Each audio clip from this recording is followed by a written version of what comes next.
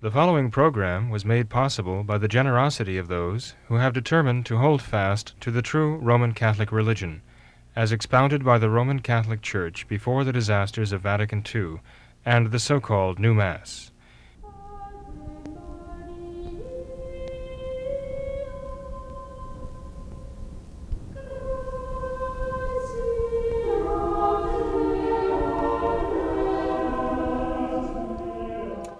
Hello and welcome to What Catholics Believe. I'm your host, Thomas Nagley, and with me tonight is Father William Jenkins. He's a priest member of the Society of St. Pius V. He's also the pastor of Immaculate Conception Church right here in Norwood, Ohio. Hello, Father. How are you? Very fine, Tom. Yourself? Doing well, Father. Thanks for being here. Certainly. Father, on a recent program, we discussed this topic of Catholic education. And in that program, Father, we dealt primarily with the grade school levels. So tonight I would like to continue that discussion in regards to the Catholic perspective on the higher education and colleges and universities and the post-secondary education. So, Father, it's my understanding that in America today there are very few, if any, traditional Catholic colleges or universities. So what is a traditional Catholic young person to do today? You know, we have all of these non-Catholic at best, anti-Catholic at worst options for higher education. And these colleges and these universities, they are well-known and well-documented breeding grounds for liberalism and anti-religion sentiment. So is it worth the risk for a traditional Catholic young person to go to attend these colleges and universities today? And what do you recommend for your students here at Immaculate Conception Academy? Do you think it is worth it? Well, Tom, I know that people have been writing in about this, asking about, what should I do? I mean, some of them have a very practical question. What should I do? I have a child who is graduating from high school and facing college. Others are just kind of curious, about, in principle, should they be going to institutions of higher learning here in the United States of America. But you just asked about 5 questions at once here, Sorry. so I'm not sure where to start on this. I have a lot of Perhaps, you're just relaying what you're getting on the emails, and people have been asking about these things. Yeah. But the fact is, the institutions of higher learning, so-called, here in the United States of America, have been largely taken over by leftists, communists, liberal, socialists, progressives, whatever you want to call them. Sure. They are all anti-God, anti-faith, especially Catholic Church, of course. And this is, if you want to put your children at risk of losing their faith, losing morality, losing whatever dignity they have, send them to college today. It comes down to that, unfortunately, too often. A young person has to have a very strong faith, a strong moral character, in order to face the withering blast of immorality and blasphemy and all the rest that they're going to hear in college. And of course, they're at the mercy of these merciless leftists who are doing the work of the devil in perverting the minds of the children. So when you say, what do I recommend to my students here, I tell them that I'll tell you exactly what I told the last group last year, that if they could make a living and, raise a family and, cover the expenses of a family without having gone to college, I'd really prefer they do that. I wish I had a class full of entrepreneurs who could just start businesses and make them go, make them grow, and simply avoid the whole college scene, which is not only a huge, at the very least, it's a waste of time and a waste of money learning a lot of useless things. At the very least, I say. But we know that it's much worse than that. It's more than just a huge waste of time and a huge waste of money. It is a matter of becoming an indentured servant of the government, with the government loans often that people have to take out to earn their degrees, which often wind up to be worthless or worth much less than the investment, certainly. In the process of having to sit through so many so many classes run by Marxists, whose primary goal is to destroy all vestiges of faith, the virtue of faith in every soul. This is their primary goal, it seems, just from the way they conduct their classes and what they teach, and how they react to those who object to the blasphemous things they say. So I would myself recommend avoiding them like the plague, if possible. Now, one can go and learn a trade and actually do very well in the trades today because, let's face it, there are not all that many young people who are willing to work. And we have the craftsmen of old who were really excellent at their tasks, and but they are not going to be with us always, and they're going to be retiring. And we need some young, strong, smart, well established experts in the fields of plumbing and electrical and the rest, to come in and take their place. And those we know who have gone into these fields are doing very well for themselves because they're very much in demand. And they're very much in demand because they know how to work. They're not afraid to work. And employers love them. They look upon them as pure gold because I have somebody who will work in the trades for me I can trust, who will get the job done and do it right, who takes a certain, a sense of not pride in the sense of bad sense, but a certain responsibility for his work, to perform the work and to do it well. So again, going into the trades is in many ways preferable for someone who has the skills, the talent, has, let's say, the latent skills that can be, trained and let's say perfected for that task. That's certainly an opportunity for people to learn something that would be useful and also, I guess we'd say today, marketable, without getting into all of the radical Marxism. But the fact is, the way things are set up in our society today, there are those who have to go to college. They have to go through a college program. And they can't just go to a college program that teaches them how to handle a certain function. They have to learn, they have to go to all of these English classes, literature classes, media classes, and all the rest that are often just so perverted. They have to sit through them and they have to regurgitate the nonsense or, in some cases, even the blasphemies. And I hope they don't regurgitate those. I hope they refuse to go along with those. Just to get through, just to get a piece of paper and a degree that there are many employers who don't even take seriously. I mean, people invest tens of thousands of dollars in student loans to get degrees and find that they are having a very hard time finding a job. Because now that these student loans are available to so many, there are so many people pursuing these degrees, and people who ultimately may not be qualified at all. But the market can be really glutted, or the job market can be glutted by those seeking jobs. And so, nonetheless, the fact remains, though, that to accomplish certain things in our society, one has to have that college degree. And one has to jump through all the hoops and all the rest in order to get that. Mm-hmm. So, and there are those who are needed in those capacities. So, for example, the teachers at the school are required to have at least a bachelor's degree. That's the state requirement. And at the state, a bachelor's degree from a recognized institution of higher learning anywhere in the United States, as long as the Board of Education in the state of Ohio recognize them, then they can teach in our school. Mm-hmm. So we need to hire people who are of very strong faith, excellent moral character, who've been through programs where they actually have succeeded in getting degrees. Is it possible? Yes, it is possible. We have wonderful teachers there right now, and they're really top-notch in every way. I mean, as far as I'm concerned, intellectually, in terms of the education they can give, spiritually, morally, I think they're very highest caliber people.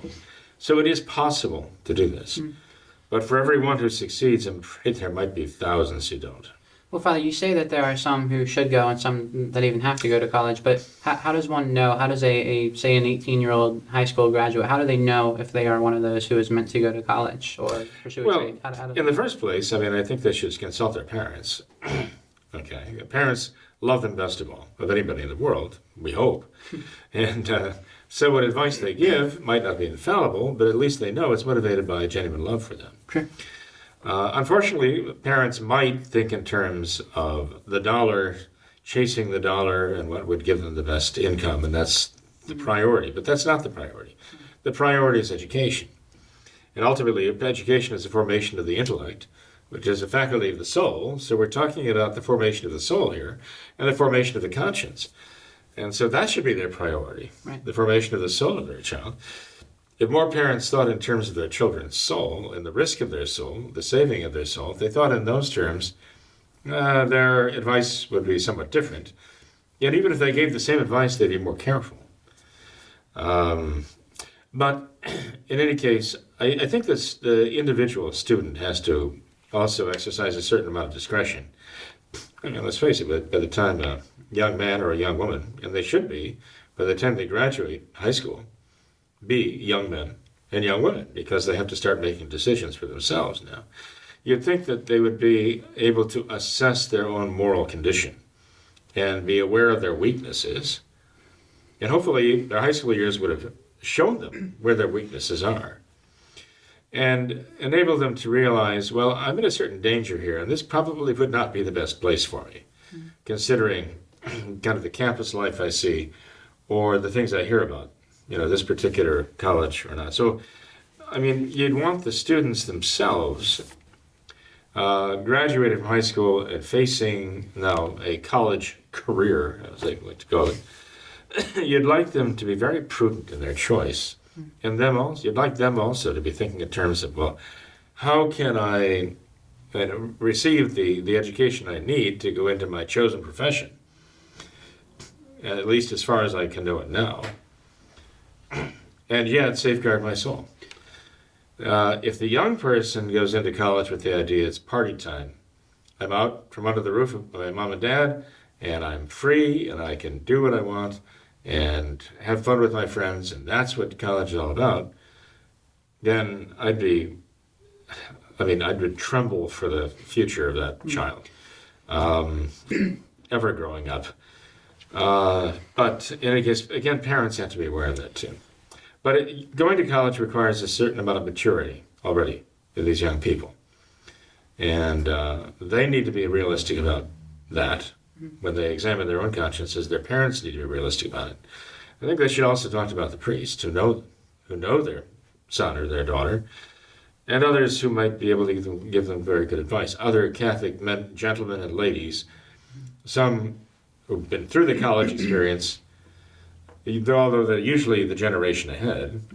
I think they should also talk to graduates who've gone before them, and might be 2 or 3 years ahead of them in college, and talk to good, solid Catholic young men and women who are now perhaps graduating from college, and taking their young people to talk to them and finding out where the pitfalls are.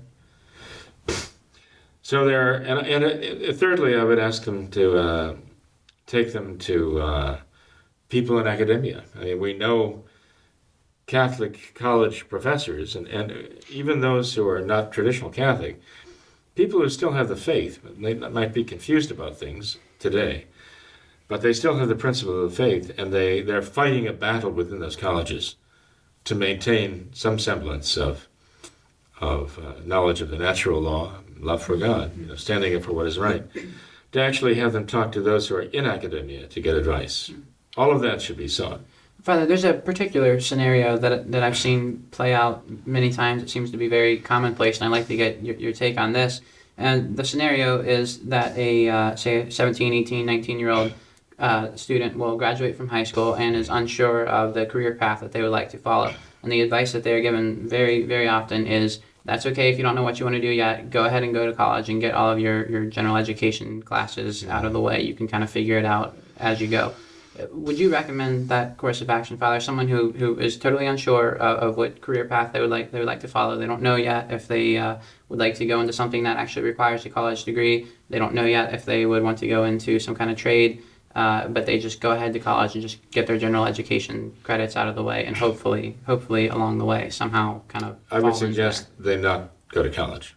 I think that'd be a waste of their life. Until they're for certain. Waste of money. I'd say go out and get a job. Yeah. Work in various trades, yeah. Find out what you want to do. And give it some thought, but don't just launch out into that very dark, tempestuous sea in your little boat there, hoping to find land somewhere.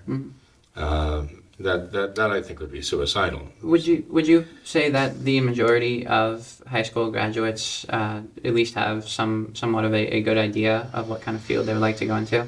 I think many of them do. Not all. Perhaps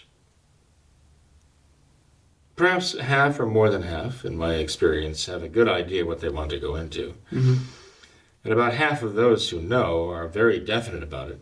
Others are thinking about a general category of work they'd like to do. Others, not so much. It depends on who they knew, who they were close to, what they got involved in while they were, let's say, in high school, and what they found they had an aptitude for, and what they found that they had a personal interest in. Some, very interested in computers. They really get into it, and they find they have a knack for it too. Others would die 1,000 deaths before doing something like that. Others actually think in terms of going into accounting, whereas others would find that to be like going to purgatory, doing accounting work. So it depends on what we need them all. We need our welders, right, and our pilots, and certainly we need our priests and religious too. We can't forget that in terms of a career. There we're talking about a vocation. But I think that when we're talking to these young people about following their career path, as you say, we have to be talking to them about their vocation. Because they can become lawyers and doctors, Indian chiefs, and so on. And these are avocations, but they're not vocations. Right. They're just a means to serve another end, and the end is their vocation. The vocation is their service to God in this life, what God wants them to do with their lives that He's given them. And if they're going to be single in the world, and there are those young people who think that probably is what they're called to, for whatever reason. God is giving them the grace to see that. So they might be thinking about that.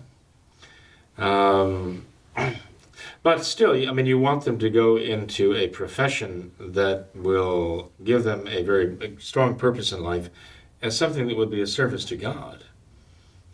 Others pursuing the married life to bring life into the world and nurture the children, the future generation. That's a real vocation from God. People are called to do that. And so again, when they're facing the prospect of earning a living and supporting a family, they should be thinking about, okay, how best to do that in the world today and safeguard my own soul in the process. Because if I don't safeguard my own soul, how am I going to safeguard the souls of my spouse and my child? All of these things play a very important role in deciding what profession or what work am I going to do for the sake of earning the money that my family needs to provide the food and the clothing and the shelter and the insurance and all the rest that I have to provide for my family. So you really can't separate this.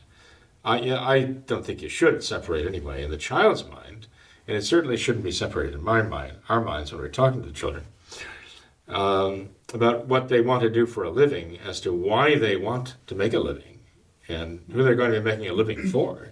Is it going to be for them personally? Is it going to be for to support the church? Is it going to be a missionary effort? Is it going to be for the sake of providing for a family? These are important questions to answer in connection with this. And Father, that ties in with something you said earlier, and I'd like to return to this point where you're talking about the parents giving advice, career advice, college advice to to their high school graduates, and you said that parents sometimes will think in terms of dollars alone, and in a sense, that is definitely something that has to be considered. As you said, there are so many college degrees today that can be totally useless, and I think in a sense though that is a very good thing to consider, because if one does have a married vocation, say they do need to have some kind of career that is able to support a family, and that's as you know, becoming harder and harder to do today. Some people give advice to young people: do what you love, do what you love. Yeah. And some young people go up and they say, well, yeah, I want to start out doing what I love. But Follow your passion. It doesn't work that way. Yeah. You find yourself working toward that. But most young people are just out there trying to make some money and learn a few things and find their way through. So to tell them do what you love doesn't help them from the beginning, right? Because they might not find anything they love and do nothing, and they take that advice quite literally. That's not the answer. I mean, there's a great lesson for young people in doing what is needed. If it's a matter of supporting a family, I mean, how many men, and now women too, are working a job or two or three to support their family because of economic conditions that, as Father Becca said, the Maryknoll missionary said, we're being created in America to take the parents away from the family and to leave the children as wards of the state in the public schools. So you have to factor in the fact that the children need to learn to work, whether they enjoy it or not. That's a very important part of their lives, to learn to get the job done regardless. And you don't want them saying, okay, I enjoy this, and therefore I'm going to make a living out of it. It may be their hobby, but you can't really make a living out of just doing your own hobby. I mean, somebody might say, well, I want to go into making some like special. I want to go in art. I want to go into Art Deco, or I want to go to what do they call it? Performance art, because that's what I enjoy. So I'm going to go into that. And you say, how are you going to support it? You can't support a family on that. You can't even support yourself on that. This is just a hobby of yours. Unfortunately, there are many doing it, and the ones who are the most perverse in doing it are the ones who are getting paid for it. And they're getting paid by perverted people. But, I mean, other than that, I mean, the performance art thing is not a field that, people could expect to make a living in. It's just a hobby. And so, again, you have to get the young people past the idea of I just want to do what I enjoy. Yeah. And to let them understand, no, I have to do what is necessary to fulfill the higher purpose, and that is my vocation. And, Father, it seems that conventional wisdom tells us something like this, that if you get a college degree, that gives you a kind of competitive edge in the job market. It gives you an advantage perhaps over some of your peers. It opens up more doors, more opportunities, more career opportunities for you for better careers and better paying jobs, better opportunities. Would you say that is still true, though, today? I would say it probably does open the first door. But from that moment on, once you've opened that first door and you've gone through it and you got a job, you have to perform. Mm-hmm. And unless your uncle is the CEO, you're going to have to perform the job or you're out. Mm-hmm. And if they find somebody who doesn't have a degree, I mean, they might even have a corporate policy. We don't hire anybody unless they have a bachelor's degree or a master's degree. Yeah. They might even have that, so you don't even get an opportunity. Yeah. In which case, I'd say, well, go ahead and start your own company and show them what success really is. Sure. There are plenty who have done that. Although it's very hard today, but you have to be a very hard worker, and hard work. They say it's like 1% inspiration and 99% perspiration. Right? And you talk to entrepreneurs who've been successful, and they all say the same thing. It's very hard work, a lot of privations, and it's very humbling.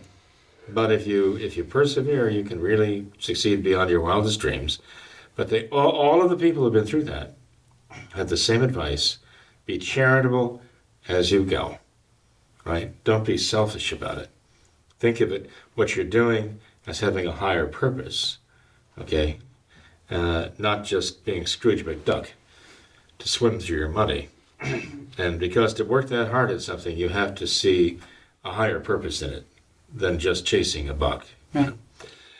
But in any case, I would say that there are those who find that what they want to go into, whatever it might be, some technical field. Yes, they do have to have certain certificates. They have to met certain requirements, even have a college degree, or two, or three, in order to qualify, even to get in, even to get on the radar, there, as it were. And but they have to be prepared for that, to do that.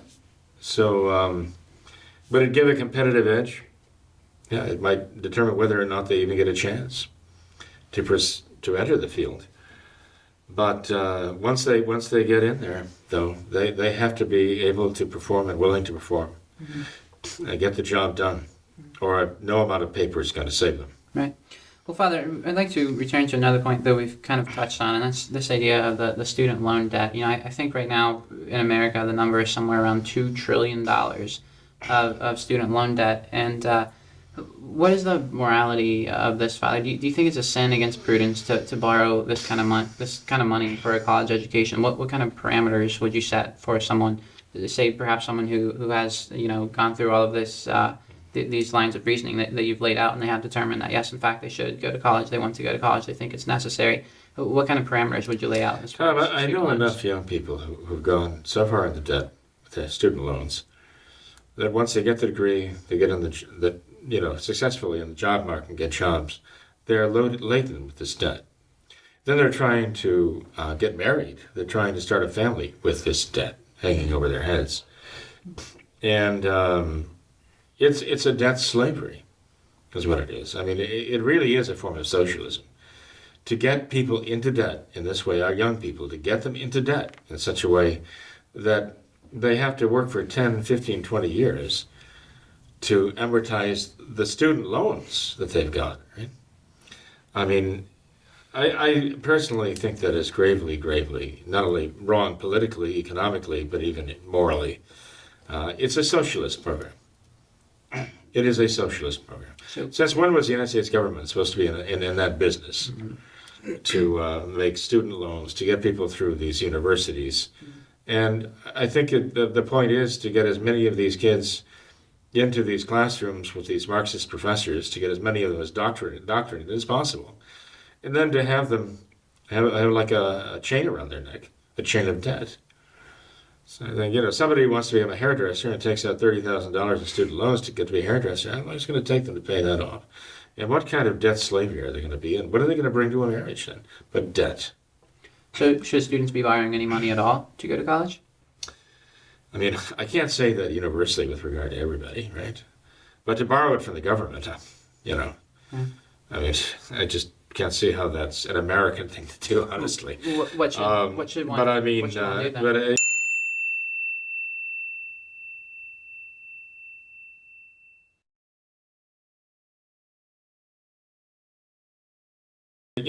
Depends on whether they really are entering a field which will enable them, which has a very high likelihood of providing them making an income. They can pay that debt off quickly and get rid of it, But they certainly don't want to get married with a load of debt over them. And if they have a load of debt, they wouldn't even be accepted in the seminary. They'd have to pay off that debt. All of it? They'd have to get that debt paid off substantially. They'd have to have the reason that somebody would be paying that debt off. But I can pretty well guarantee you that the seminary, our seminary, would not accept anyone who had an outstanding $20,000, $30,000 debt they had to pay off, and they have no other means of doing it by working. How is it possible? Right. Maybe they have to find somebody else to pay the debt off for them, just to allow them to be free enough to go to the seminary. But you see, it really is. It really is forging a chain, an economic chain. There are great Catholic writers who've written about how the socialist plan to socialize nations is to get them deeply into debt. Get the nation, get the citizens of a nation deeply, deeply into debt. Because who's going to pay the debt of the nation? The citizens. They have to be taxed for that. They have to be, they become the indentured servant of the creditor.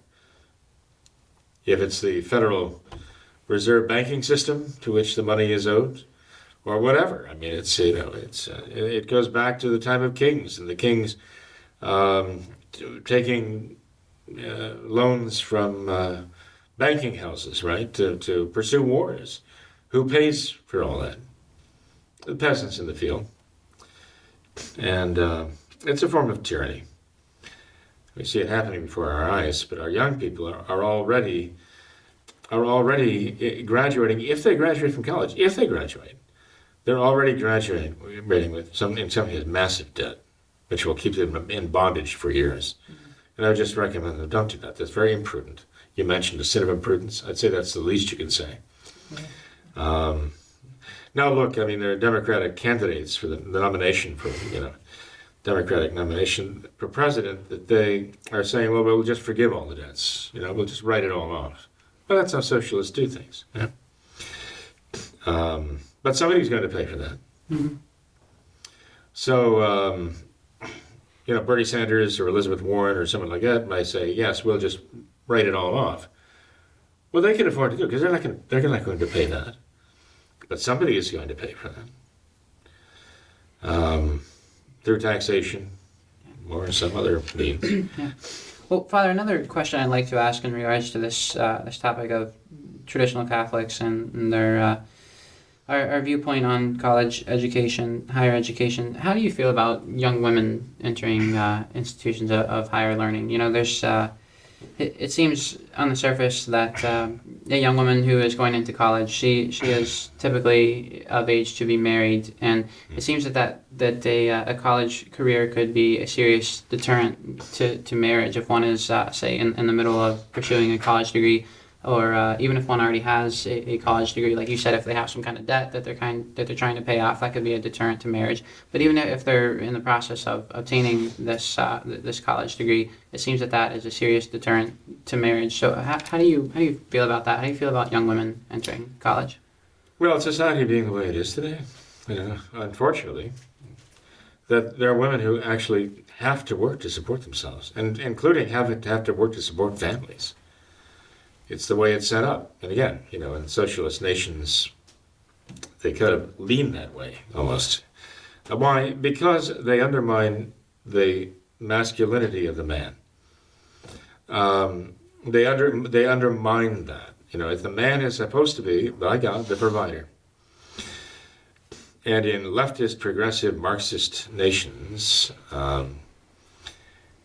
they want to equalize everything. Right, including gender equality, right? They push and push and push for that.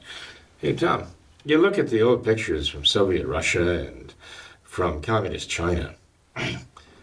Soviet Russia after Lenin, Stalin. Communist China after Mao. And you notice that the men and the women are put in costumes. They're wearing like these official Soviet uniforms, right? They're dressing the same.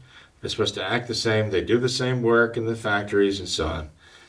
The idea is to destroy the whole idea of the family and the real relationship between man and woman that forms the basis for a family and for the education of the children, the formation of the children. This is what they were after.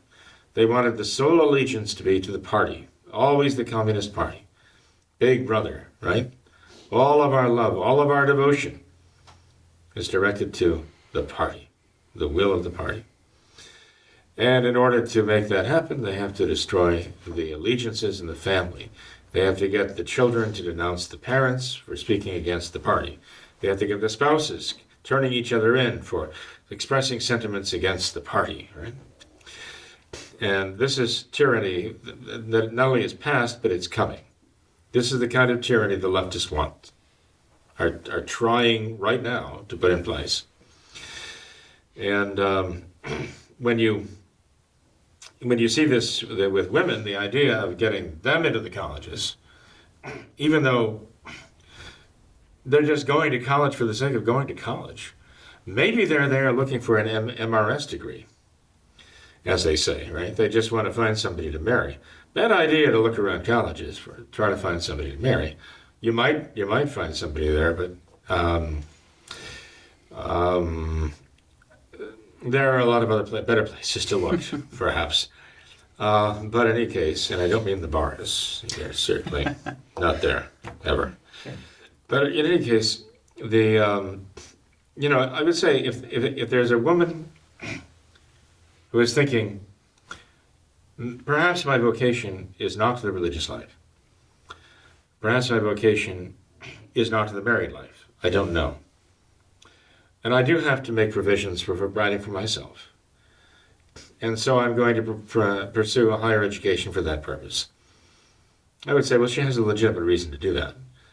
She has to take safeguards, for her virtue, her purity, her integrity, But she might also say, well, I want to go into teaching.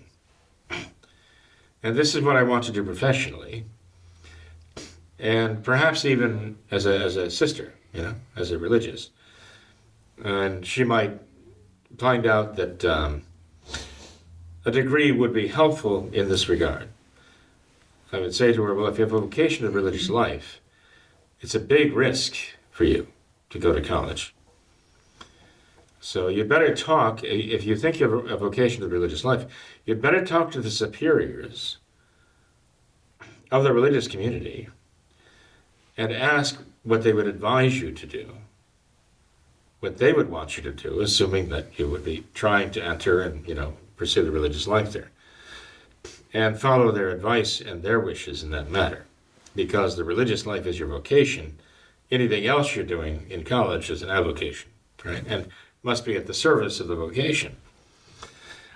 But all in all, just if a young lady who's graduating from high school, it's quite certain that her vocation, as far as she can see, because no one's infallible about this, but as far as she can see, the married life, then if she feels that she has to get a degree as backup insurance because she fears if she marries, the man she marries may not be reliable or capable of supporting the family, I would say to her that that's a very scary proposition, that you think you need to have that degree to your credit for fear that perhaps the man you marry will not be willing or able to take care of your family financially. But the other thing is this, that would mean if she's not going to go and pursue a degree and she's going to try to give herself wholeheartedly to the married state, then she's got to be very, very careful about the man she marries. She's got to marry a man she can really count on, a man who has not only the necessary intelligence, skills, but also the drive, the industry and the enthusiasm and the moral character to provide for that family. But Father, what if a young woman wants to obtain a college degree as just a type of insurance if something were to happen to her husband, if he were to become incapacitated and couldn't work, or even if he were to pass away and leave her with a family full of children to take care of? What do you think of that idea? Well, it's certainly a possibility, and we've seen that happen, yes. Right? It does happen at times. But the fact is, she has to kind of weigh the benefits of having that degree and that insurance against what her vacation is, let's say, right now. If she's going to put all of that at risk, if she's already going to be putting at risk her vocation by going to college and saying, well, I'm not ready to marry because I'm still working on my degree, she might actually have God provide her a very good husband or a very good prospect of a husband, but she might be thinking, well, I'm concentrating on my degree now because things might not turn out right. Well, the fact is that she's so focused on that degree, so obsessing about the degree, she might be making the disaster happen right now in missing the opportunity of what God really wants her to do. So these people we're talking about here in the abstract are very real people. It has happened to real people. Yes. And they need to be talking to others who have the wisdom and the love for them and the love for God to advise them. So it's very hard to talk about these things in the abstract, as though one size fits all. But I would just say that somebody a young woman who finds herself, but also a young man too, who finds themselves in these situations, really need to have people in their lives they can go to for not only human wisdom, but for divine wisdom, because of the prayers and the charity backed up by hope, backed up by faith, or supported by faith. If our young people don't have anyone to go to, if there's a young person today who's facing questions like that, and she has no one to go to that they trust to give them good advice, that person is really adrift. They're in trouble. So I would like to think that our young people, our traditional Catholic young people, the product of our own Catholic education, whether in our traditional Catholic schools or traditional Catholic homes, would certainly have someone to go to. Mm-hmm. A loving mother, a loving father, pastor, religious, other people in the church that they respect, older brothers and sisters who've been through it and had these decisions and either learned the easy way or the hard way, but they learned the answers to serious questions, that they could go to them and get good advice. And I'd like to, I'd hope these young men and young women would show their young men and young women, not just boys and girls, but they're young men and young women because they have the humility to listen and to learn and to recognize good advice and follow it. Mm-hmm. That's the hard part, because all too often they're very headstrong because they don't know. And because they don't know and they're headstrong, they don't listen to those who do know. They're trying to advise them correctly. So prayer is essential. Receiving the sacraments, absolutely essential. Father, another question that comes to mind on this topic of colleges, perhaps this can be a very short answer to kind of wrap this up, but one final thing, what do you think about the idea of college dormitories and traditional Catholics living in a college dormitory? Because it seems to me, Father, correct me if I'm wrong, but it seems to me that this is an absolute recipe for disaster where you have these all these non-Catholic, very anti-Catholic young people living together and in very close quarters and on these college campuses. Do you think that that's any place for a traditional Catholic? Well, I mean, it can work out. One could get a good moral roommate or a no roommate, and it could work out. But the danger is so great. I think that when it does work out, it's almost surprising because it seems to be a rarity. But you hear horror stories of those who live in the dorms. Say, absolutely not. Don't send your children away to live in a dormitory. Some of these dormitories can be just dens of iniquity. With the drink and the marijuana and all the rest going on there, and the dress and the invasions. Some of them have co-ed dorms. I mean, this is how debauched they are. So keep your children at home. They're still yours. They're still your children too, and you still have to take care of them. You're still responsible for them. You can't just launch them into, you launch them into college. In some ways, it might be just launching them into hell. So no, you've got to keep them close at hand. Mm-hmm. And so the college scene is just very, very, very dangerous situation these days. And again, I would say that we need certain of our young people to be able to succeed in college, get their degrees, actually learn something necessary to perform the services that are needed for all this. We need traditional Catholic doctors, physicians, right? Yes. We need traditional Catholic attorneys to fight the good fight, the pro-life fight, and to protect the innocent and fight for justice, and protect our rights, especially our right to practice our faith. We need those attorneys. They're not going to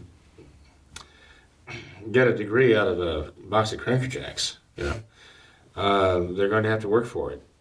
But in the process of doing so, they're going to have to be very strong in their faith, in their hope, and their love for God. And any youngster who doesn't go into higher academia with that fully well armed for that is going to I'm afraid suffer a fate worse than death. Mm-hmm. So, I can't say and I won't say that under no circumstances should a young man or a young woman today go on to college. They better be very careful, very, very, very careful what college they choose, and what degree they're aiming for. But they have to be very certain what they want to accomplish there, and stay out of harm's way. Keep their rosaries handy, right? Keep their souls in the state of grace, receive the sacraments, be faithful to our Lord. And I'm very happy with so many of our graduates, Tom, because time and time again we see them, year after year, getting into the colleges when they go, and getting involved in the pro-life effort, either as leaders, followers. If there is no pro-life effort at the college, they'll start one. And they'll start it from nothing and start gathering pro-life students around them. If there is a pro-life effort that's faltering, they will get behind it and they'll push. If they find one that's already there, they'll lend their hands to help in every way they can. This is a very, very good thing because it gets them involved with others like them who are there to fight the good fight for our Lord. They believe in the natural law. They have a certain love for God. Again, I would say don't let them just go off to college thinking, well, I have to get a degree that says I served my time and in the classroom here and pushed the right buttons and gave all the right answers to this communist teacher I've got. But let them try to accomplish some good there. Let them go with that idea that they're going as crusaders into a hostile land, and they're going to go there as warriors for our Lord, Father, for their faith, for their church. We have a few minutes left. Is there anything else you'd like to bring up on the program tonight? Any kind of current events or anything? Anything to do with Francis? Anything going on? Oh, well, there's the magic name. Couldn't let a whole program go by without saying it. I guess not. Well, Tom, I guess since you ask, Francis says he wants to turn the church into a synodal church, Yes. Well, what does this mean? Well, you read his explanations of what he means by that. And, you can't help but see the parallels between what the Bolsheviks turned Russia into when they Sovietized it. I mean, Soviet, why is it called the Soviet Union?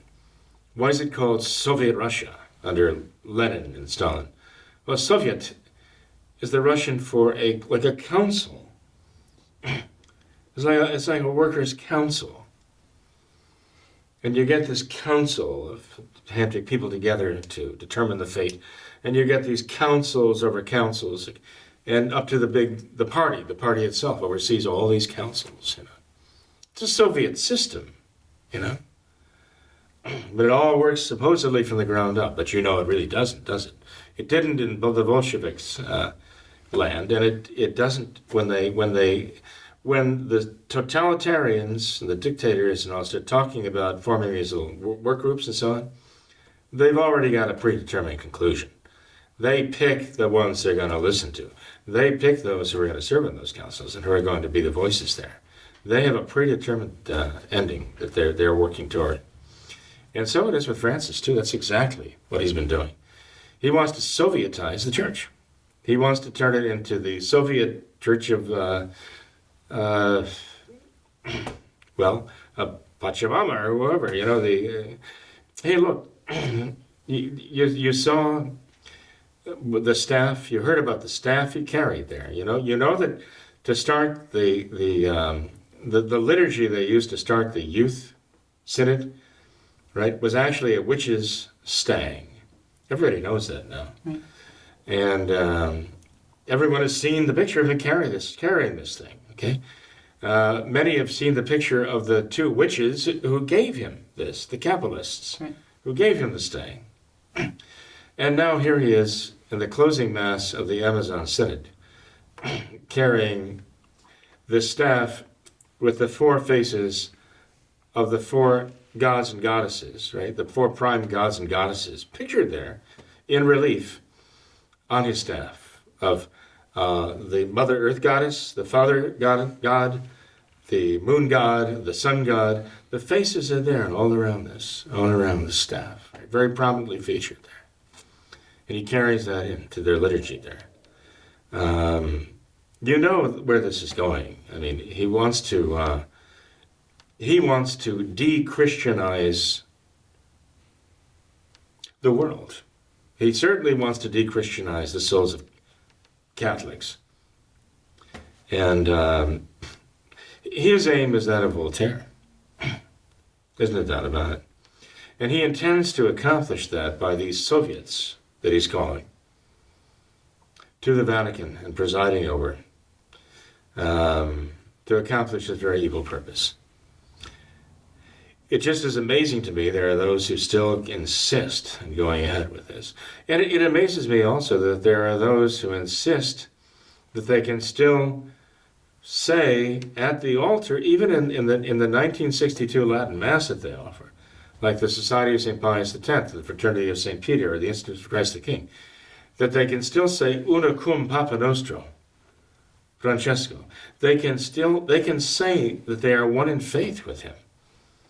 And I know there are those who insist, no, that's not what it means. That's exactly what it means. Read the prayer, the first prayer of the canon of the traditional Mass. And it says exactly this whole point. Wherefore we humbly pray and beseech thee, most merciful Father, through Jesus Christ, thy Son, our Lord, to receive and to bless these gifts, these presents, these holy, unspotted sacrifices, which we offer up to thee, in the first place, for thy holy Catholic Church, that it may please thee to grant her peace, to guard, unite, and guide her throughout the world, as also for thy servant, Francis, and so-and-so our bishop, and for all who are orthodox in belief and who profess the Catholic and Apostolic faith. And that's the conclusion of the prayer. There are those who want us to say, well, it's just a matter of praying for Francis. It's a matter of praying for the bishop of Francis in the diocese there.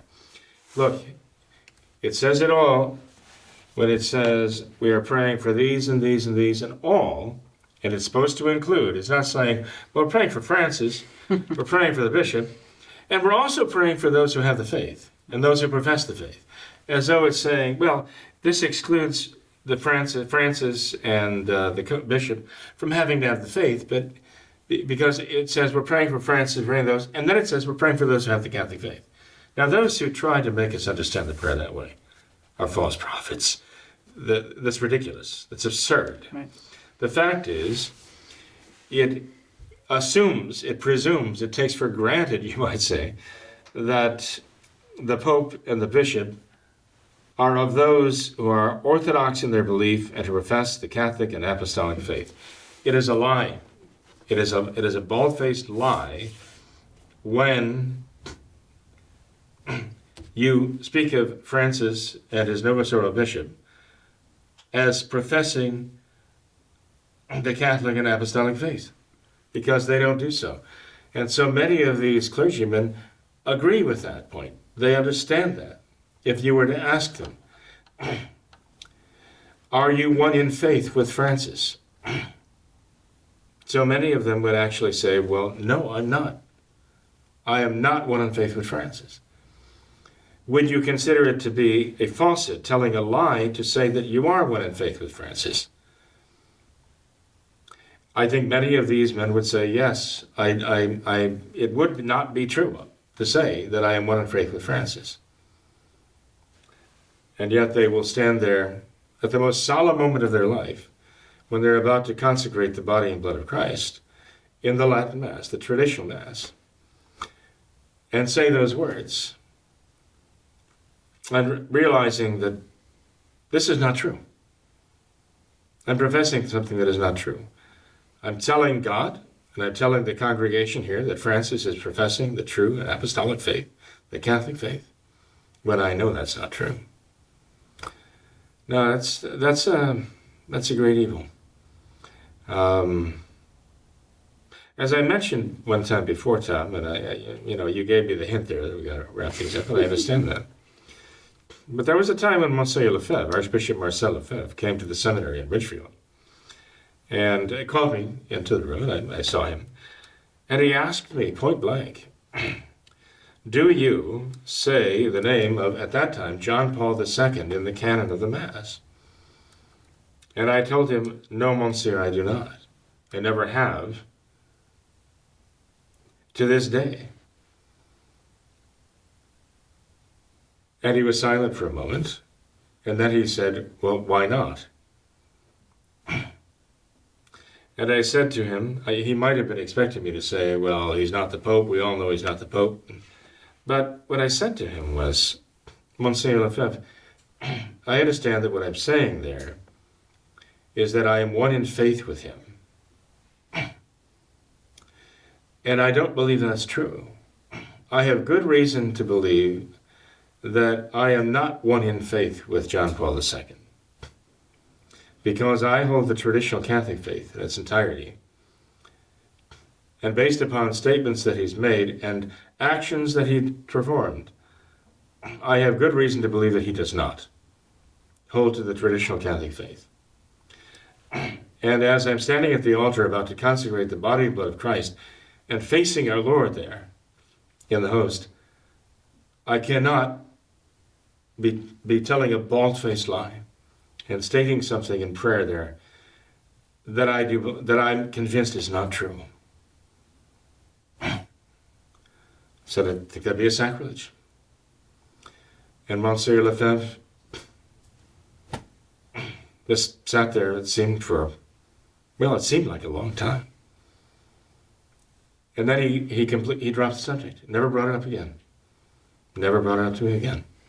And Tom, all I could think is because he probably agrees. I'm quite sure that Monsieur Lefebvre himself agrees that he himself could not say that I am certain of the fact that I'm one in faith with Paul VI, John Paul II, certainly Francis, now, today.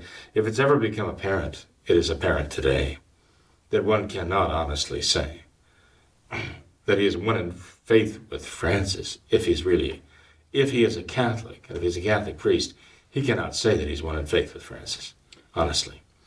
So, again, this all comes down to very serious matters, and you've said, well, there are other things in the offing here that I think would be worthy of mention, and so there you are. Father, do you pray for Francis? Do you think that we should pray for Francis? I pray that he will save his soul. Yeah. I pray, I pray that if by some stretch of the imagination, he really has the Catholic faith somewhere. I mean, it's not what he's professing, but that God will give him the grace to profess that faith, the true Catholic faith.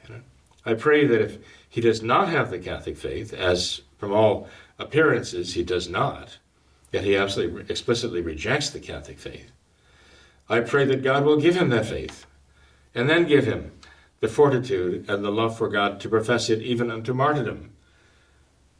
I do actually pray for him that he will do that.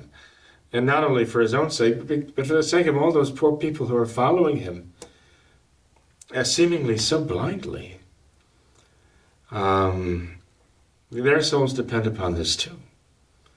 But in any case, what I'm praying for Francis and all of them is that